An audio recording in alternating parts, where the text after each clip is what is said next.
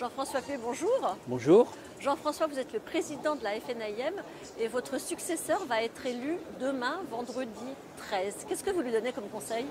Alors comme vous le savez, la fédération fonctionne comme une démocratie, c'est-à-dire qu'il y a deux candidats à ma succession. L'élection se fera demain, vendredi 13 après-midi, et mon successeur qui va sortir des urnes devra être président pendant 5 ans. Alors les premiers conseils que je donnerai à mon successeur, c'est premièrement d'écouter et deuxièmement de réunir. De faire par exemple ce que le gouvernement n'a pas fait.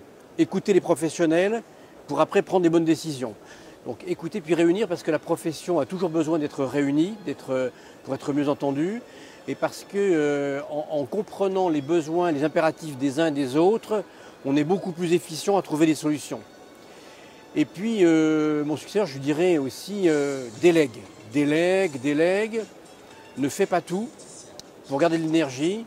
Par contre, c'est la fameuse maxime, vous savez, ne rien faire, tout faire faire, mais ne rien laisser faire. Et surtout, ne laisse rien faire sans toi. Quand même. Quand même. Vous, quel bilan vous tirez? C'est un peu tôt pour te parler de bilan peut-être.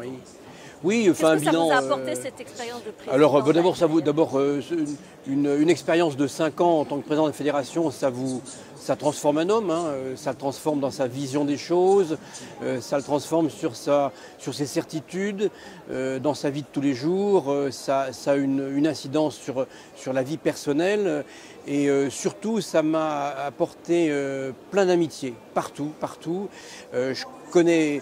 J'ai le sentiment de connaître beaucoup mieux le territoire et puis les attentes de mes confrères, que ce soit sur tous les métiers, location saisonnière, syndic, immobilier d'entreprise, fonds de commerce. Vraiment, j'ai le sentiment de mieux appréhender les choses et puis d'avoir des amis presque partout. Je dirais à 98%, j'ai des amis partout. Je crois que vous allez dire presque parfait. Non, alors certainement pas parfait, mais voilà, ce territoire, à part un endroit où je n'ai jamais pu aller puisque je n'ai jamais été invité à aucune assemblée pendant mon mandat de 5 ans, je connais tous mes adhérents et j'ai eu beaucoup de satisfaction et de plaisir à les rencontrer. Cet endroit? C'est à Toulouse. À Toulouse, vous êtes blacklisté? Je suis blacklisté depuis avant d'être élu.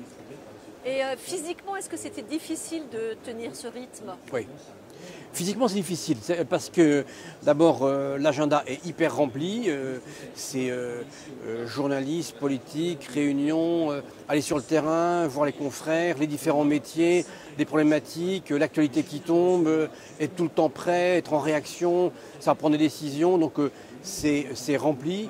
Et puis c'est 7 jours, c'est 7-7, 24-24 parce qu'il peut y très bien tomber une information qui fait qu'on est interpellé, qu'il faut réagir.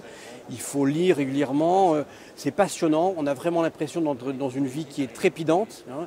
Mais donc du coup, physiquement, oui, c'est un peu fatigant. Pas beaucoup de répit, pas forcément beaucoup de vacances. Une hygiène de vie pour être en forme le matin et le soir. Voilà, mais c'est un peu comme du sport. Bon ben, j'espère que Jean-Marc Torolion et Jackie Chapelot nous écoutent et boivent vos paroles. Et rendez-vous demain soir donc pour savoir qui va être l'heureux président. Merci Jean-François. Avec plaisir, rendez-vous demain soir, merci.